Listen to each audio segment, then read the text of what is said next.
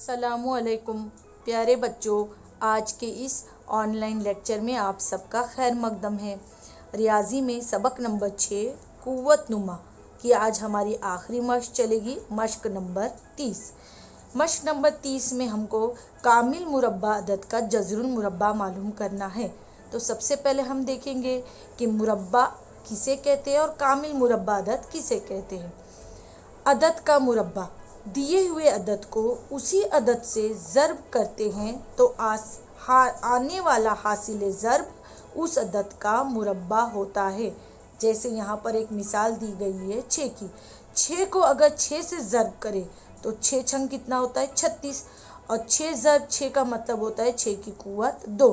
तो 6 की कुव्वत 2 को मैंने आपको सिखा चुकी हूँ कि कुव्वत 2 को मुरब्बा पढ़ते, तो यानी 6 का मुरब्बा कितना आया 36। तो ये जो 36 अदद है ये 6 का मुरब्बा भी कहलाएगा, और 36 जो है ये कामिल मुरब्बा अदद है, यानी ये परफेक्ट स्क्वायर है, यानी ये 36 जो है ये किसी ना किसी का मुरब्बा है। तो 36 किसका मुरब्बा है 6 का मुरब्बा, इसलिए 36 जो क्या कहलाएगा वो कामिल मुरब्बा अदद कहलाएगा, क्योंकि ये किसी ना किसी अदद का मुरब्बा है। अब हम देखेंगे जज़रुल मुरब्बा किसे कहते हैं। दिए हुए अदद का जज़रुल मुरब्बा मालूम करना। यहाँ पर आप दूसरी मिसाल देखेंगे, जैसे 3 का मुरब्बा, तो हम 3 को 3 से ज़र्ब करेंगे। 3 को 3 से ज़र्ब करेंगे यानी 3 की कुव्वत कितनी लिखी जाएगी 2, और 3 तिया ज़र्ब करने पर आंसर कितना आया 9। इसका मतलब 3 का मुरब्बा कितना आया 9। तो इसी चीज़ को हम दूसरे लैंग्वेज में कह सकते हैं कि 9 का जज़रुल मुरब्बा क्या है 3। तो जो हमारा मुरब्बा आता है, अगर मैं पूछूं कि वो किसका मुरब्बा है, तो किसका मुरब्बा है पूछने की जगह हम बोल सकते हैं कि 9 का जज़रुल मुरब्बा। तो 9 का जज़रुल मुरब्बा क्या कहलाएगा 3, और ये जज़र की अलामत होती है। जिस तरह मुरब्बे की अलामत के लिए हम उसकी कुव्वत 2 लिखते हैं, इसी तरह जज़र की इस तरह की अलामत होती है। अब अगर मैं यहाँ पर 9 का जज़रुल मुरब्बा लिखना चाहूँ तो हम 9 के ऊपर इस तरह की जज़र की अलामत लगाएंगे, और इस अलामत का मतलब होता है उस नंबर की कुव्वत 1/2। जब भी किसी अदद की कुव्वत 1/2 होगी, इसका मतलब उस अदद का क्या है ये जज़रुल मुरब्बा। जैसे मुरब्बा के लिए कुव्वत 2 होती है, ऐसे ही जज़रुल मुरब्बा की कुव्वत कितनी होती है 1/2, और 1/2 ना लिखते हुए हम उस तरह से जज़र की अलामत लगाते हैं। तो 9 का जज़रुल मुरब्बा कितना आया 3। एक और मिसाल पर हम गौर करेंगे, जैसे अगर मैं कहूँ कि 8 का मुरब्बा कितना होता है, तो यहाँ पर 8 को 8 से ज़र्ब किए हैं, 8 अठे 64, तो यानी 64 का जज़रुल मुरब्बा कितना आया 8। लेकिन अगर 8 की बजाय मैं पूछूं कि नफ़ी 8 का मुरब्बा कितना होता है, तो नफ़ी 8 को नफ़ी 8 से ज़र्ब करेंगे। इसका मतलब नफ़ी 8 की कुव्वत हम कितनी लिखेंगे 2। अब हम नफ़ी 8 को नफ़ी 8 से ज़र्ब करते हैं, तो 8 अठे 64, और माइनस माइनस क्या होता है प्लस। तो इसका मतलब ये जो 64 है ये इसका जज़रुल मुरब्बा कितना होगा नफ़ी 8 होगा। तो यहाँ पर आप देखेंगे ये भी प्लस 64 था जज़र में, और ये भी प्लस 64 था जज़र में, लेकिन इसका जज़रुल मुरब्बा आया जमा 8, और इसका जज़रुल मुरब्बा आया नफ़ी 8, क्योंकि यहाँ पर नफ़ी 8 का मुरब्बा जमा 64 आया था और यहाँ पर जमा 8 का मुरब्बा 64 आया। तो इस बिना पर हम कह सकते हैं कि मान लो अगर x मस्बत अदद हो तो उसके 2 जज़रुल मुरब्बा होते हैं। कैसे 2 आपने यहाँ पर देख चुके, तो एक होता है मस्बत और दूसरा होता है मनफी। तो आप कभी भी याद रखें कि जो भी अदद दिया गया रहता है, अगर हम उसका जज़रुल मुरब्बा मालूम करते हैं तो जज़रुल मुरब्बा मस्बत भी हो सकता है मनफी भी हो सकता है, लेकिन फिल वक्त हम हमेशा ज़्यादातर क्या करते हैं मस्बत जज़रुल मुरब्बा पर गौर करते हैं। अब आप देखेंगे कि जज़रुल मुरब्बा किस तरह निकालते हैं। यहाँ पर आपने देखे थे कि इस मिसाल में 8 का मुरब्बा यानी 8 को 8 से ज़र्ब किए तो आया 64। अब इसी 64 को अगर मैं जज़र में लिखती हूँ, तो 64 के अगर मैं पूछूँ कि कौन से 2 अददों को ज़र्ब करने पर 64 आया, तो आप कहेंगे 8 अठे 64। तो हम इस 64 को जज़र में लिखेंगे 8 अठे 64। अब इस जज़र से बाहर आने का क्या रूल है, तो कभी भी जज़र में जब 2 एक जैसे अददों की ज़र्ब होती है तो बाहर आने पर वो अदद सिंगल बार लिखा जाता है। तो यानी कि जज़र में आप ध्यान रखें कि जज़र से कोई भी चीज़ बाहर आती है तो वो एक बार लिखी जाती है। तो 64 का जज़रुल मुरब्बा 8 किस तरह आया, इस तरह आया।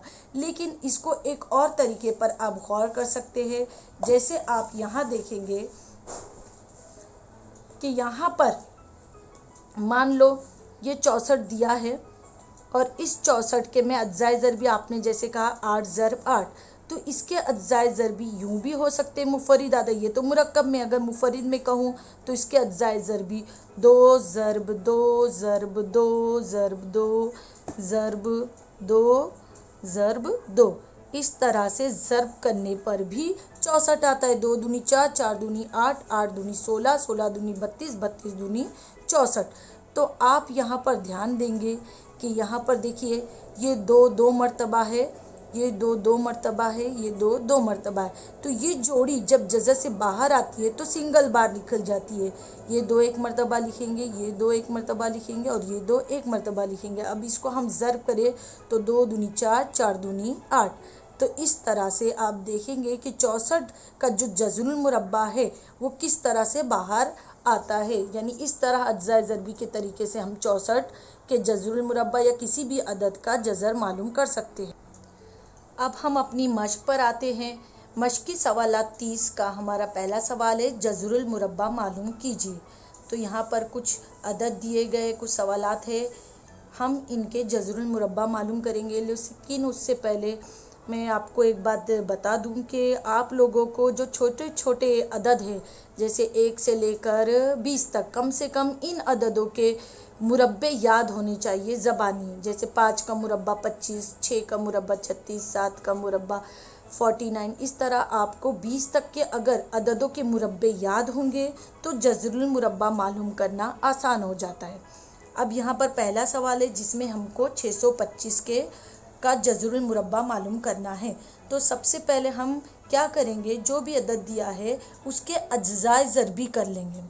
अज्जाए ज़रबी करना हमने पिछले सबक में सीख चुके हैं। मीम ऐन अलिफ और मीम ज़ाल अलिफ हमारे सबक में हमने अज्जाए ज़रबी करना सीख चुके। तो वैसे ही उसमें आपको 2 तरतीब बताई गई थी, एक आड़ी और खड़ी।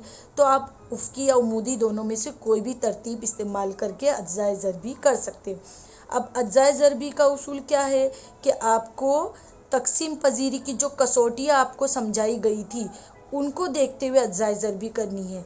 याद कीजिए कि तकसीम पजीरी की कसौटी क्या थी। जैसे 2 से अगर ये अदद तकसीम होता तो इस अदद के इकाई के मकाम पर 0, 2, 4, 6, 8 अगर होते तो वो अदद 2 से तकसीम हो जाता। लेकिन यहाँ पर इकाई पर क्या है, 5। इसका मतलब ये 2 से तकसीम नहीं हो सकता। तो अब हम दूसरा अदद देखेंगे, जैसे कि 3। तो 3 की कसौटी क्या थी कि अगर दिए हुए अददों की जमा 3 से तकसीम पजीर हो रही हो तो पूरा अदद 3 से तकसीम पजीर होता है। अब हम इन अददों को जमा करके देखते हैं। 5 और 2 7 और 7 और 6 कितना होता है, 13। और 13 3 के पहाड़े से तकसीम नहीं होता। इसका मतलब ये 3 से भी तकसीम पजीर नहीं है। अब 5 की कसौटी देखेंगे तो 5 की कसौटी आपको बताई गई थी कि अगर इकाई के मकाम पर 0 या 5 का अदद हो तो वो अदद 5 से तकसीम होता है। तो यहाँ पर इकाई पर 5 है, इसका मतलब ये अदद 5 से तकसीम होगा। तो हम यहाँ पर 5 लिखेंगे और इसको तकसीम करेंगे। आप जैसे तकसीम करते थे पहले पिछली क्लासों में, इसको वैसे ही तकसीम करना है। लेकिन उसमें तकसीम में हम क्या करते थे, जो खारिज किस्मत आता उसमें ऊपर लिखते थे। यहाँ पर हमको यहाँ नीचे खारिज किस्मत लिखना है। अब हम इसको तकसीम करेंगे। 5 एका 5, अब इसमें से 5 चला गया, बचा 1, ये कितना हो गया 12। 5 के पहाड़े से 12 को तकसीम करो तो 5 दूनी 10, कितना बचा 2, ये कितना हो गया 25। अब हम इसको 5 से तकसीम करेंगे, 5 पंजे 25। तो ये एक बार हमारा तकसीम हो गया। अब हम फिर मज़ीद इसके अज्जाए ज़रबी करेंगे। यहाँ पर इकाई के मकाम पर 5 है, इसका मतलब ये फिर 5 से तकसीम होगा। 5 यहाँ लिखेंगे और इसकी तकसीम करेंगे। 5 दूनी 10, यहाँ पर आया 2 और ये 5 पंजे 25। अब ये 25 आया तो 25 5 के पहाड़े से इकाई के मकाम पर 5 है, फिर 5 से तकसीम होगा। 5 पंजे 25। अब ये फिर वापस हम तकसीम करेंगे 5 के पहाड़े से, 5 एका 5। तो आप देखेंगे ये जो अज्जाए ज़रबी आई है, सबसे पहले हम ये अज्जाए ज़रबी यहाँ पर लिख देंगे। 625 बराबर 5 ज़रब 5 ज़र्ब 5 ज़र्ब 5। अब इसके बाद हम क्या करेंगे, इस 625 के ऊपर जज़र की अलामत लगा देंगे क्योंकि हमको जज़रुल मुरब्बा मालूम करना है। तो ये जो अज्ज़ाए ज़रबिया है इसको भी हम इस तरह से जज़र में लिख देंगे। अब आपको जज़र से बाहर निकालने का उसूल मालूम है कि जज़र में जो जोड़ी रहती है एक जैसी वो बाहर आकर एक बार लिखी जाती है। यहाँ पर भी 5 और 5 2 बार है तो ये बाहर आकर एक बार लिखी जाएगी। अब हम इन दोनों को ज़र्ब कर देंगे, 5 पंजे 25। तो इसका मतलब 625 का जज़रुल मुरब्बा कितना आया, 25। इसी तरह से अब हम दूसरा सवाल हल करेंगे। सवाल नंबर 2 में हमको 1225 का जज़रुल मुरब्बा मालूम करना है। तो इसके भी सबसे पहले हम क्या कर लेंगे, अज्ज़ाए ज़रबी कर लेंगे। 1225। अब सबसे पहले आपका काम है कि अज्ज़ाए ज़रबी करते वक्त इकाई के मकाम पर देखेंगे। इकाई के मकाम पर 5 है, इसका मतलब ये कौन से पहाड़े से जाएगा, तकसीम होगा 5 के पहाड़े से। तो अब हम इसकी 5 से तकसीम करेंगे। 5 दूनी 10, यहाँ 12 में से 10 चले गए, 2 आए यानी कितने हो गए, 22। तो ये हुआ 5 चौक 20, बचा कितना 2, तो 2 यहाँ लिख दिए तो 25 हो गए, 5 पंजे 25। अब कभी भी याद रखिए कि जज़रुल मुरब्बा जब हम मालूम करते हैं वो भी कामिल मुरब्बा अदद का, तो पहले अदद से तकसीम करते हैं तो दूसरा अदद भी वही लिखा जाता है, उससे ही तकसीम होने वाला है। क्योंकि लास्ट में हमारे जज़र में जोड़ी से ही बाहर आती है ना, तो इसलिए पहले से हमने 5 से की तो दूसरी बार भी 5 से ही यह तकसीम होगा। जो भी अदद से पहली बार तकसीम होगा दूसरी बार भी वही अदद से तकसीम होगा। तो हम 245 की 5 से तकसीम करेंगे। तो ये हुआ 5 चौक 20, यहाँ कितना आया 4 यानी हो गए 45, 5 नौवा 45। अब 49, अब 49 कौन से पहाड़े से जाएगा, तो आपको पहाड़ा आता है 7 के पहाड़े में ही 49 आता है, बाकी और कोई पहाड़े में नहीं आता है। तो इसलिए इसकी हम 7 से तकसीम करेंगे, 7 7 49। अब आप देखिए पहली बार ये 7 से तकसीम हुआ तो दूसरी बार भी देखो ये 7 के पहाड़े से ही तकसीम होने वाला है, 7 एका 7। अब इस तरह हमारी अज्ज़ाए ज़रबी हो गई। अब हम इस अज्ज़ाए ज़रबी को सबसे पहले यहाँ पर लिख देंगे, 5 ज़र्ब 5 ज़र्ब 7 ज़र्ब 7। अब जज़रुल मुरब्बा मालूम करने के लिए हम इसके ऊपर जज़र की अलामत लगा देंगे। तो यहाँ पर भी जो हमारे अज्ज़ाए ज़रबी आए हैं उसके ऊपर हम क्या लगेंगे, जज़रुल मुरब्बा की अलामत लगा देंगे। अब जज़र से बाहर आने के लिए यहाँ पर आप देखेंगे जोड़ी है तो जोड़ी में से एक अदद क्या आएगा, जज़र से बाहर आ जाएगा। और यहाँ पर ये 7 जोड़ी में तो ये एक बार बाहर आ गया।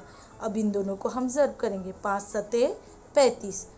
तो इसका मतलब 1225 का जज़रुल मुरब्बा कितना आया, 35 आया। ठीक है, तो ये हमारा आंसर।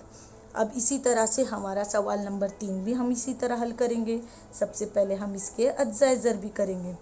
तो अज्ज़ाए ज़रबी करने के लिए अब आपको देखना पड़ेगा कि इसके इकाई के मकाम पर क्या है। अब इकाई के मकाम पर 9 है तो इसका मतलब ये 2 के पहाड़े से तो तकसीम नहीं होगा, तो हम 3 का पहाड़ा देखेंगे। 3 की कसौटी के लिए इसके अददों को जमा करेंगे।